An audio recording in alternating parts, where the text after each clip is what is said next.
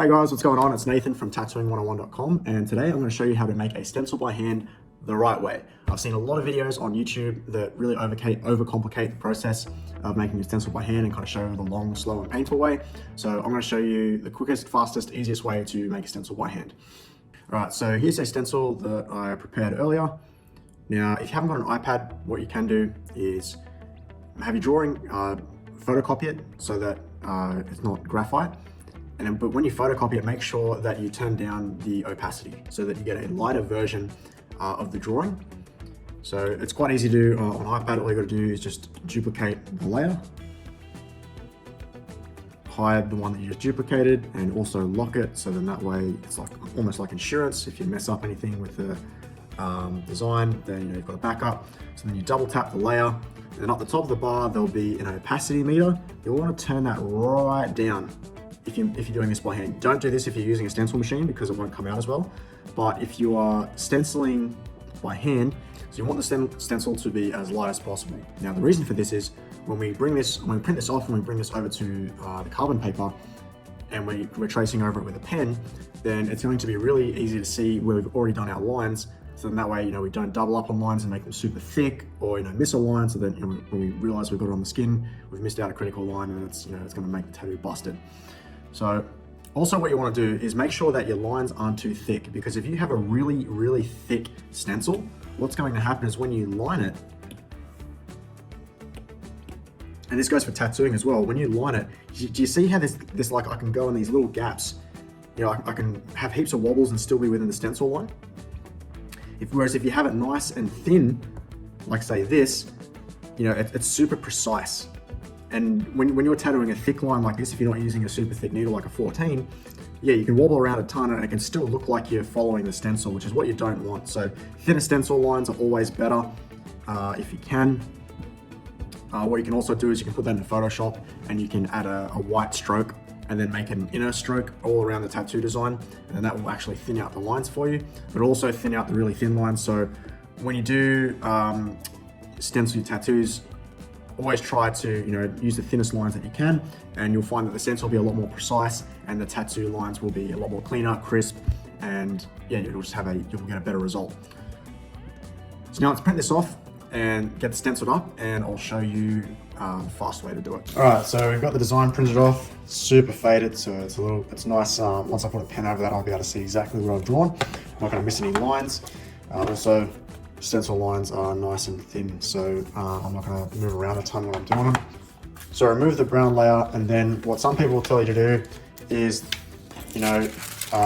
put the stencil under the really light paper. Obviously, because this is so light, you're not going to be able to see through, but if it was black, you would be able to see through it.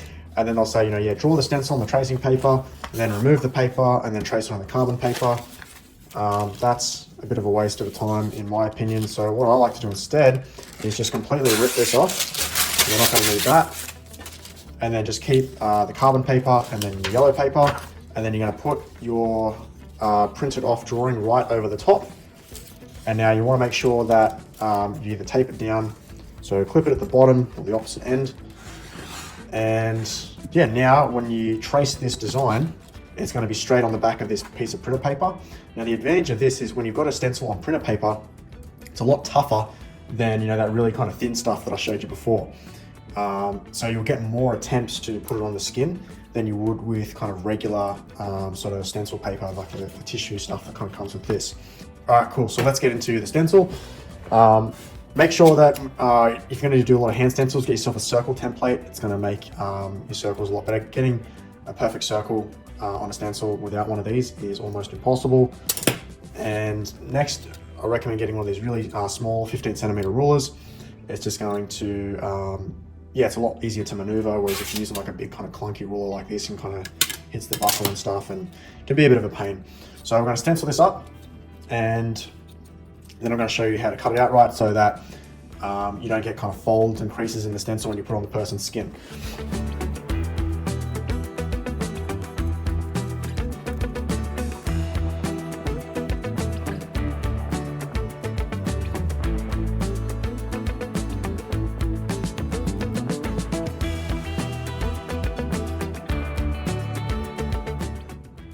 Every now and then just check your stencil to make sure that it's going through, but you can see the lines are nice and dark, which is exactly what you want.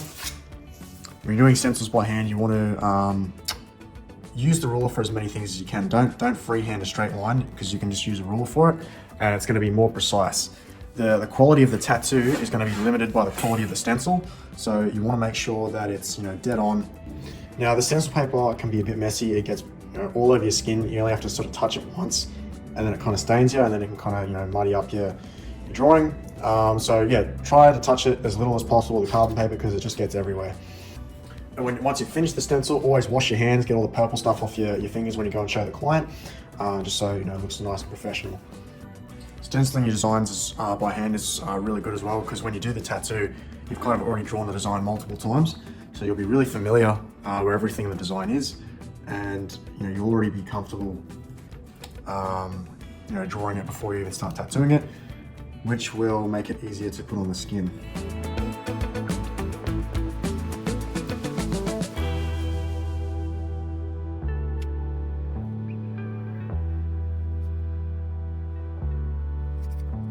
When you are doing the stencil, you always want to turn the piece of paper so that you're really comfortable doing the angle.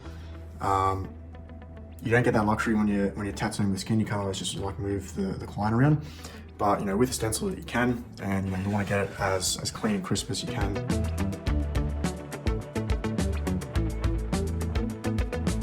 Also, when you're kind of doing long sweeping lines, you want to try and do them in one go, because if you kind of stop and then start, they'll be kind of crooked. And if you do have to stop a line, I teach this as well when you're tattooing.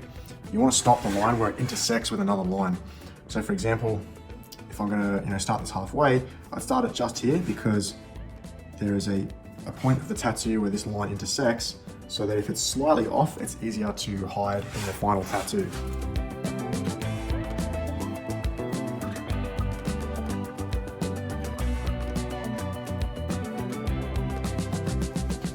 Cool, so now that we've done the stencil, you can see all the lines are nice and dark, and then you can just put that piece of paper straight onto the skin. But before you do that, when you cut it out,